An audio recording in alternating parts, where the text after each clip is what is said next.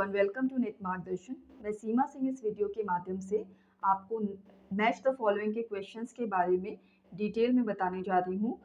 ये most of the competitive exams में questions आपको देखने को मिलते हैं इस तरह के। तो ये एक क्वेश्चन टाइप है जो कि इसका पैटर्न में बताऊंगी किस तरह से होता है और इसको कैसे सॉल्व करना चाहिए। नेट जेआरएफ के एग्ज़ाम्स में आपने देखे होंगे कि पेपर 1 और पेपर 2 में मोस्टली आपको देखने को मिलते हैं कि मैच द फॉलोइंग के क्वेश्चंस दिए जाते हैं, क्योंकि इसमें ज़्यादा से ज़्यादा कंसेप्ट क्लैरिटी आपकी चेक की जाती है। सो आइए हम देखते हैं इस वीडियो में मैच द फॉलोइंग के क्वेश्चंस और इस वीडियो के माध्यम से आपको बहुत हेल्प मिले इसकी मैं पूरी कोशिश करूँगी, इसलिए इस वीडियो को आप पूरा देखें। मैच द फॉलोइंग जो है इसको मैंने एक शॉर्ट में जो है इसका पैटर्न बताया है आपको क्लैरिटी के लिए कि किस तरह का पैटर्न होता है। In this type of questions there are 2 columns left and right. We can see clues on the left and there are related matches on the right. मतलब कि इस प्रकार के जो प्रश्न में 2 कॉलम बाएं और दाएं होते हैं और हम बाएं और सुराग देख सकते हैं। सुराग मतलब कोई क्लू होता है, तो वो आपको मिला होता है लेफ्ट साइड, और राइट साइड में यानी दाईं ओर जो है उससे संबंधित मिलान करने होते हैं।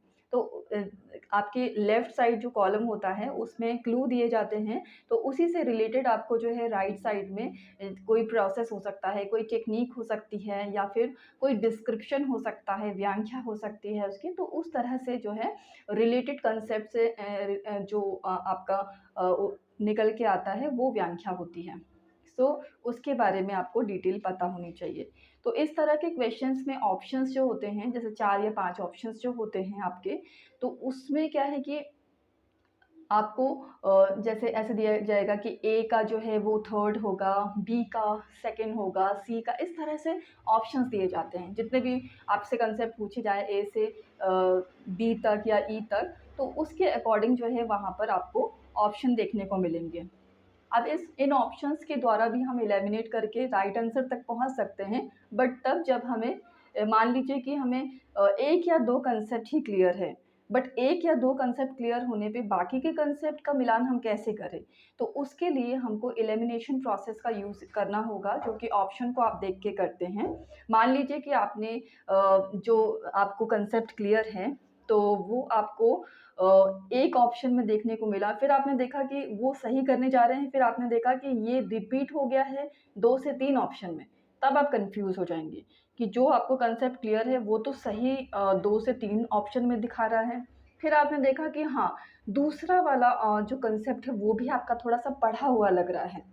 तो आपने उसको देखा तो वो आपको क्लैरिटी आ गई कि हाँ, ये जो है ये भी सही है। तो उससे क्या होगा कि आपका जो एलिमिनेशन प्रोसेस है वो थोड़ा स्ट्रॉन्ग हो जाएगा, और आप देखेंगे कि अब जो है ऑप्शन जहाँ 2 से 3 में वो दिखा रहा था रिपीट हो रहा है जो आपको कंसेप्ट क्लियर है, अब दूसरा कंसेप्ट क्लियर होने पे क्या हो रहा है कि वो शॉर्ट लिस्ट हो गया और आपको सही आंसर मिल गया। फिर आपने क्या किया कि जो आपका दूसरा जिस पे आपने दिमाग पर ज़ोर लगाया कि ये तो मैंने पढ़ा हुआ था कंसेप्ट, और उसको मिलान किया तो वो एकदम राइट हो गया। तो इससे सही आंसर तक आप पहुँच गए। तो 2 से 3 ऑप्शन पे जहाँ रिपीट हो रहा था, तो वहाँ पर आपके दूसरे कंसेप्ट के क्लियर होने पे आप सही आंसर तक एग्ज़ैक्टली पहुँच गए। तो इस तरह से आपको कई बार ऑप्शन को एलिमिनेट करके भी सही आंसर तक पहुँचना होता है। ऑब्ज़र्वेशन मेरी क्या है इसमें मैं आपको बताऊँ कि इस कंसेप्ट में आपको जो है इसमें फ़ैमिलियर होना चाहिए आपको कंसेप्ट से, कि आपके जो जितने भी कंसेप्ट हैं वो क्लियर हो। मान लीजिए कि आपके कोई कंसेप्ट क्लियर नहीं होते हैं, तो उस टाइम पे आपको क्या करना होता है कि फ़ोकस करना होता है कि ये किससे रिलेट हो सकता है, क्योंकि आपके पास सभी कंसेप्ट के क्लू होते हैं और उससे रिलेटेड मैचेस होते हैं। तो आप हो सकता है कि कॉमन सेंस का यूज़ करके या उसको पढ़कर भी समझ सकते हैं और मिलान कर सकें। तो उसकी कोशिश आपको करनी चाहिए, क्योंकि इसमें देखिए नेगेटिव मार्किंग कोई भी नहीं है। तो आपको प्रॉपर कोशिश करनी चाहिए कि हमारे सारे क्वेश्चंस जो है कंप्लीट हों। देन उसके बाद जो है नेक्स्ट देखिए, if the same correct options is repeated in more options, वही है जो मैंने आपको बताया है सबसे पहले कि आपको एलिमिनेशन प्रोसेस के द्वारा सही आंसर तक पहुंचना चाहिए। इसके बाद क्या है कि sometimes we can also apply common sense to solve unknown topics. तो ये भी मैं आपको बता चुकी हूँ कि आपको कई बार ऐसा भी करना होता है कि अपने कॉमन सेंस का यूज़ करके आप जो है सही आंसर तक पहुँच सकते हैं समझ के टॉपिक को और उसको रिलेट करके, क्योंकि कई बार रियल लाइफ में भी हमारे ऐसा होता है कि उन टॉपिक्स का मायने होता है और हम उसको रियल लाइफ से रिलेट करके भी जो है उसका आंसर दे सकते हैं, मिलान कर सकते हैं। हो सकता है टीचिंग एप्टीट्यूड का कोई आपसे प्रोसेस पूछा जाए और वो आपने पढ़ा हो या फिर आपने अप्लाई किया हो अपने लाइफ में, सो आप उसके द्वारा भी राइट आंसर को ऑप्ट कर सकते हैं। सबसे पहला क्वेश्चन आइए देख लेते हैं टीचिंग एप्टीट्यूड का, जो कि रीसेंट पेपर से लिया गया है, जो लास्ट टाइम पे हुआ था, मर्ज सेशन जो हुआ था 2021 का। उसमें इकोनॉमिक्स का क्वेश्चन पेपर से पहला क्वेश्चन जो मैं चौथे नंबर का क्वेश्चन था, ये यहाँ पर फर्स्ट सीक्वेंस में है। मैच द फॉलोइंग दिया था, जो कि सबको नया लगा कि ये कहाँ से आ गया, ये तो हमारे सिलेबस में नहीं था।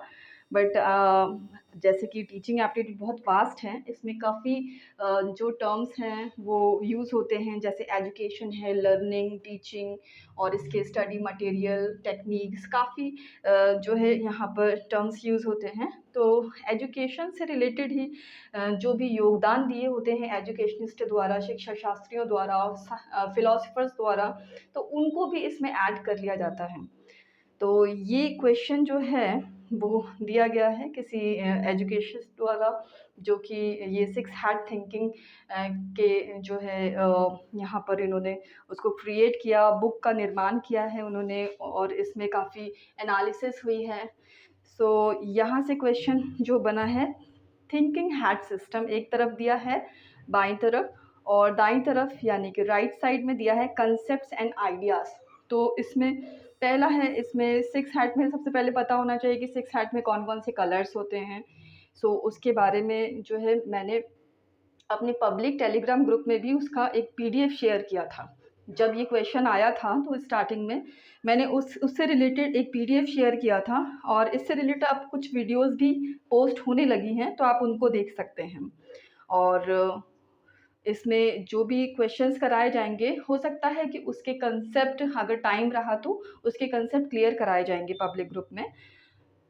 इसमें पहला है वाइट हैट, दूसरा है रेड हैट, तीसरा है ब्लैक हैट और चौथा है डी ग्रीन हैट। तो अगर हम देखें कि मान लीजिए हमने पढ़ा ही नहीं है, बट जैसे कि एजुकेशनिस्ट होते हैं, कुछ सोच के एनालिसिस करके ही उस तरह के कलर्स को डिफाइन करते हैं, उस कलर को ऑप्ट करते हैं किसी पर्पस से। तो यहाँ पर कंसेप्ट एंड आइडियाज़ है, तो क्या रहा होगा, वाइट हैट का क्या मतलब रहा होगा, अगर मान लीजिए पढ़ा नहीं है तो रिलेट करने के लिए आप अपना कॉमन सेंस यूज़ करेंगे यहाँ पे। वाइट हैट का किससे रिलेशन होना चाहिए, judgement and caution, the logical negative, negative से तो नहीं होना चाहिए वाइट कलर का। तो रेड हैट का क्या किससे यूज़ होना, किससे आपका रिलेशन होना चाहिए इसमें कलर का। इसमें है provocation, alternatives and creativity proposals, data gathering, facts, figures, information, needs and gaps, intuition and emotions. Emotion से रिलेटेड कौन सा लग रहा है आपको, रेड हैट, यानी कि रेड यानी कि आपका जो हार्ट होता है उसको हमेशा इंडिकेट किया जाता है रेड कलर से। तो एक तो हमें यहाँ पर मिल गया, मतलब मैं आपको इसलिए बता रही हूँ आपके ही नज़रिए से किस तरह से आप अननोन जो कंसेप्ट होता है आप उसको कर सके अपने कॉमन सेंस के द्वारा, तो उसके अकॉर्डिंग मैं आपको ये बता रही हूँ। तो रेड हैट जैसे हो गया, तो वो ये इंट्यूशन एंड इमोशन से रिलेटेड, तो बी का आपको यहाँ पर मिल गया कि फोर्थ होना चाहिए। तो अगर हम ऑप्शन में देखेंगे तो आपने देखे कि 4 ऑप्शन है, हिंदी में भी दिया हुआ है। तो आपने देखा कि बी का चौथा ऑप्शन कहाँ दिखा रहा है, डेफिनेटली यहाँ पे दिखा रहा है, देख सकते हैं आप कि बी का चौथा ऑप्शन यहाँ पे दिखा रहा है। तो आपको एक तो कम से कम मिला, तो उससे ये रिपीट नहीं है तो हमारे लिए क्लियर हो गया, यहाँ पे चौथा नहीं रिपीट है, यहाँ पे नहीं है, यहाँ पे नहीं है, तो इट मीन्स कि हमें सही आंसर फटाफट से मिल गया। अब ये रिपीट होता तो थोड़ा सा कन्फ्यूज़न होता और हमें दूसरा कंसेप्ट देखना पड़ता। तो ये पढ़ा ना होने के बाद भी हमने क्या किया कि इस तरह से थोड़ा सा हमने सोचा उसके बारे में और सही आंसर तक पहुँच गए। रिसर्च एप्टीट्यूड से दूसरा क्वेश्चन लिया है, ये 10 नंबर का क्वेश्चन था इकोनॉमिक्स के पेपर में। इसमें रिसर्च एप्टीट्यूड में पहली तरफ जो दिया है लेफ्ट साइड में लिस्ट 1 में टाइप्स ऑफ डिज़ाइन, अभिकल्प के जो डिज़ाइन होते हैं तो वो दिए हैं, और एक तरफ दिया है विशेषताएं, कैरेक्टरिस्टिक्स। सो उसको आपको पढ़ के इसका आंसर देना है।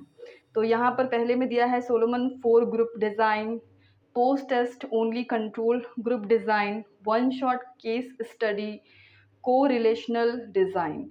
और उसके सामने दिए हैं कैरेक्टरिस्टिक्स में, it is cross sectional, contains an additional set of control and experimental groups, omits the pre-tested groups altogether, observation of a single group at one point of time to observe the change। अब ये मैंने direct जो है question paper से crop करके लिया है, तो इसलिए मैंने एक साथ जो है हिंदी और इंग्लिश को एक साथ एक पेज में मैं शो नहीं कर पाई। सो मैंने अलग अलग इसको जो है प्रोवाइड किया है ताकि समय भी बचे और आपको ज़्यादा से ज़्यादा मटेरियल में उपलब्ध करा सकूं। तो यहाँ पर राइट आंसर दिया हुआ है सेकंड नंबर का, यानी कि ए का 2 होगा। ये जो ए दिख रहा है सोलोमन का 4 समूह अविकल्प, इसका सेकंड होगा। सेकंड मतलब इसमें नियंत्रण और प्रायोगिक समूहों का एक अतिरिक्त समुच्चय होता है। बी का थर्ड होगा। बी में क्या दिखा रहा है, परीक्षणोपरांत, परीक्षा के उपरांत केवल नियंत्रण समूह अविकल्प, तो इसका क्या है थर्ड। थर्ड क्या है, पूर्व परीक्षित समूह को पूर्णता छोड़ देता है। सो इस प्रकार से बल शॉट केस अध्ययन है, one shot, okay one shot case अध्ययन है। सो वन शॉट केस अध्ययन में क्या आ गया आपका फोर्थ नंबर का, परिवर्तन को प्रेक्षित करने के लिए एक समय में एक समूह का प्रेक्षण। और डी जो है सहसंबंधात्मक अभिकल्प, उसमें आ गया आपका फर्स्ट, यह एक क्रॉस सेक्शनल अभिकल्प है।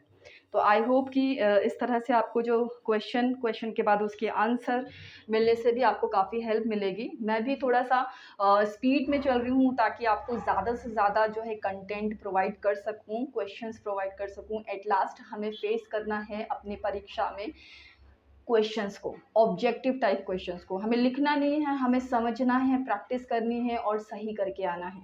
तो मैं चाहती हूँ कि जितना भी मैंने मेहनत किया है आप लोगों के लिए, आपको मैं उपलब्ध करा सकूँ। एडमिट कार्ड आने से पहले आपके पास सारा कुछ मटेरियल हो जो कि आप अच्छे से अपना तैयार कर सकें और पेपर को अच्छा करके आएँ। कम्युनिकेशन से रिलेटेड जो है क्वेश्चन दिया गया है तीसरा। सो इसमें जो है इसका क्वेश्चन नंबर था 15। कम्युनिकेशन से भी मैच द फॉलोइंग क्वेश्चन आए हैं, देखिए।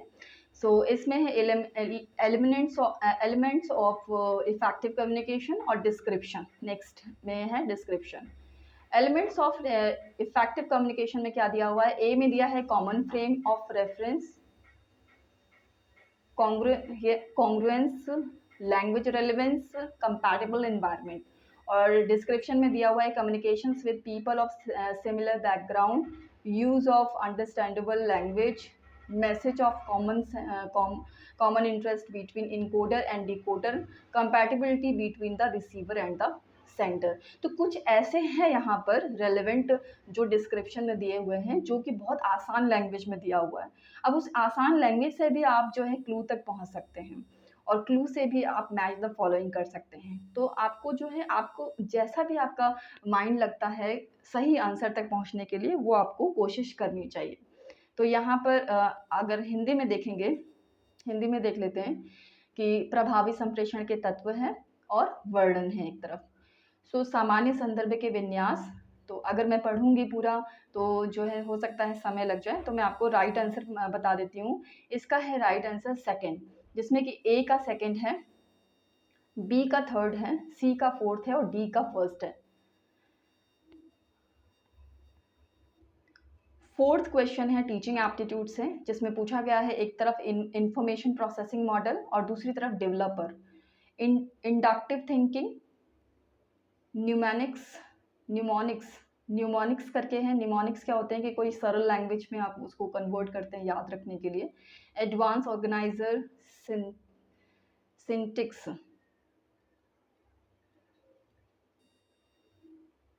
हिंदी में देखें सिंटेक्स करके है, ओके। हिंदी में देखते हैं यहाँ पर इसमें है सूचना प्रसंस्करण मॉडल, विकासकर्ता, आगमनात्मक सोच है, आगमनात्मक सोच किसने दिया है, विकासकर्ता कौन है, उसके डेवलपर कौन है, नेक्स्ट उसमें सूची में ये दिया हुआ है। स्मृति विज्ञान, अगिम संगठक, समस्या समाधान की रचनात्मक विधि, सिनेटिक्स करके दिया हुआ है। सो इसमें आपका राइट आंसर होगा यहाँ पर सेकंड नंबर का, कि ए का आपका फर्स्ट होगा, यानी कि आगमनात्मक सोच दिया हुआ है हिल्डा तबा ने। बी का स्मृति विज्ञान का जो है सेकंड है माइकल प्रेस्ली, और अगिम संगठक दिया हुआ है फोर्थ नंबर डेविड आसुबेल ने, और समस्या समाधान की रचनात्मक विधि सिनेटिक्स दिया हुआ है, यानी कि थर्ड बिल मॉडल ने। सो इस तरह से राइट आंसर आपको पता चल गया है। नेक्स्ट है रिसर्च एप्टीट्यूड से, जो कि होम साइंस का क्वेश्चन पेपर मैंने लिया है, और उससे मैंने जो है ये क्वेश्चन नंबर 10 लिया है। Ground theory, critical discourse analysis, thematic analysis, ethnographic content analysis. So इसमें नेक्स्ट जो दिया हुआ है आप देख सकते हैं, एल्थेट, फूको, ग्लेसर और स्ट्रॉस, बॉन और क्लार्क। इसका सही आंसर जो है फोर्थ नंबर का है, ए का थर्ड है। आधारिक सिद्धांत जो दिया हुआ है वो दिया है ग्लेसर और स्ट्रॉस ने। बी का सेकंड है, यानी कि समीक्षात्मक विमर्श विश्लेषण दिया हुआ है फूको ने, और कश्य विश्लेषण जो है वो आपका बॉन और क्लार्क ने दिया हुआ है, फोर्थ नंबर का करेक्ट है। नृजाति अंतर्वस्तु विश्लेषण, ये आप इसमें देख सकते हैं फर्स्ट एल्थ्रेड ने। देन इसके बाद हम नेक्स्ट क्वेश्चन को देखेंगे, क्वेश्चन नंबर 6 को। 21 नंबर का होम साइंस का क्वेश्चन पेपर से लिया गया है। इसमें एक तरफ है फंक्शन ऑफ लैंग्वेज और दूसरी तरफ है एग्जाम्पल्स। तो फंक्शन ऑफ लैंग्वेज में क्या दिया है, directive function, expressive function, informative function और परफॉर्मेटिव फंक्शन। तो फंक्शंस आपने देखे होंगे कि ये फंक्शन कहाँ से आ गए हैं। अब इसका एग्जाम्पल क्या होना चाहिए, that's too bad, I apologise, close the window, New Delhi is the capital of India. अब आप उसको जैसे आपने पढ़ा नहीं है तो कैसे दिमाग लगाएंगे, डायरेक्टिव फंक्शन क्या होगा और एक्सप्रेसिव फंक्शन क्या होगा, एक्सप्रेस करने से रिलेटेड क्या है। इंफॉर्मेटिव फंक्शन, इंफॉर्मेशन क्या दे रहा है, कौन सा इंफॉर्मेशन दे रहा है। परफॉर्मेटिव फंक्शन, परफॉर्म क्या कर रहा है। तो इस तरह से जो है आप दिमाग लगा सकते हैं, आप उसको पढ़ के ही उसमें से आंसर निकाल सकते हैं। तो यहाँ पर हिंदी में आप देखिए इस तरह से दिए हुए हैं, और इसका जो राइट आंसर है आप देख सकते हैं, राइट आंसर सेकंड नंबर का है, ए का थर्ड है, यानी कि निर्देशात्मक प्रकार्य। थर्ड क्या है, खिड़की बंद कर दो, मतलब निर्देश दिया है, इंस्ट्रक्शन फॉलो करने के लिए बोला गया है। डायरेक्टिव फंक्शन, सो एक्सप्रेसिव फंक्शन यानी कि बी का क्या है, फर्स्ट है, वह बहुत खराब है, इस तरह से इंग्लिश में क्या दिया हुआ है, दैट्स टू बैड। सी का फोर्थ है, यानी कि सूचना प्रदान करने वाला। तो फोर्थ है कि नई दिल्ली भारत की राजधानी है, ये एक इंफॉर्मेशन प्रोवाइड कर दी गई। सो इसका फोर्थ है। डी का सेकंड है, निष्पादन प्रकार्य। निष्पादन मतलब इंग्लिश में देखें तो परफॉर्मेटिव फंक्शन। तो इसमें क्या दिया हुआ है, थर्ड, यानी कि सेकंड, यानी कि मैं क्षमा चाहता हूँ। तो ये आपका हो गया निष्पादन प्रकार्य। तो इस तरह से आपने देखा कि राइट आंसर और मैच द फॉलोइंग में किस तरह के क्वेश्चन पूछे गए हैं। 7 नंबर का क्वेश्चन है लॉजिकल रीजनिंग से रिलेटेड, जिसमें कि ये स्क्वायर ऑफ ऑपोजिशन का क्वेश्चन है। आपने देखा होगा AEIO का, अगर आपने जो है आपको थोड़ा सा भी नॉलेज होगा तो आप इस क्वेश्चन को बड़े आसानी से कर पाएंगे। अब इसमें match the following first time देखा गया। लिस्ट 1 में दिया हुआ है if A is true, B में है इफ़ E इज़ ट्रू, तो क्या हो सकता है आगे दिया हुआ है। हेडिंग तो नहीं दी है बट हम समझ सकते हैं कि इसमें क्या पूछना चाह रहा है, कि अगर ये कंडीशन है तो मिलान में क्या होना चाहिए। सो इसमें हमारा जो आंसर है आप देख सकते हैं यहाँ पर, ए का सेकंड है, यदि ए सत्य है तो क्या होना चाहिए, तो क्या होना चाहिए सेकंड, यानी कि ओ असत्य है और ई असत्य है, ये होना चाहिए। उसके बाद है यदि ई सत्य है तो क्या होना चाहिए, तो ई सत्य है तो होना चाहिए थर्ड, यानी कि ए असत्य है और आई असत्य है। सी में है यदि आई असत्य है तो क्या होना चाहिए, तो आई असत्य है तो होना चाहिए ई सत्य है और ओ सत्य है, दोनों सत्य है। फिर उसके बाद डी है यदि ओ असत्य है तो क्या होना चाहिए, तो फोर्थ है ई असत्य है और आई सत्य है। तो इस तरह से आपको अगर कंसेप्ट समझना है तो इसका जो है इससे रिलेटेड मटेरियल मैं पब्लिक ग्रुप में जो है शेयर कर दूंगी। आई थिंक शेयर किया भी होगा, आप स्टडी मटेरियल को जाके वहाँ पर सर्च कर सकते हैं और अपनी कोई भी क्वेरी है वहाँ पर कर सकते हैं। तो जिसने भी अभी तक ज्वाइन नहीं किया है टेलीग्राम ग्रुप, तो वो पब्लिक टेलीग्राम ग्रुप ज्वाइन कर ले, क्योंकि एडमिट कार्ड की नोटिफिकेशन आते ही वो पब्लिक ग्रुप प्राइवेट ग्रुप में कन्वर्ट हो जाएगा, क्योंकि नई क्वेरीज को जो है वो फिर एंटरटेन नहीं किया जाएगा, उनको जो है रिसीव नहीं किया जाएगा, क्योंकि एग्ज़ाम का जो ये प्रिपरेशन है वो बहुत ही सीरियसली हम करवा रहे हैं। सो नेक्स्ट सेशन के लिए वो फिर से जो है आपका पब्लिक हो जाएगा।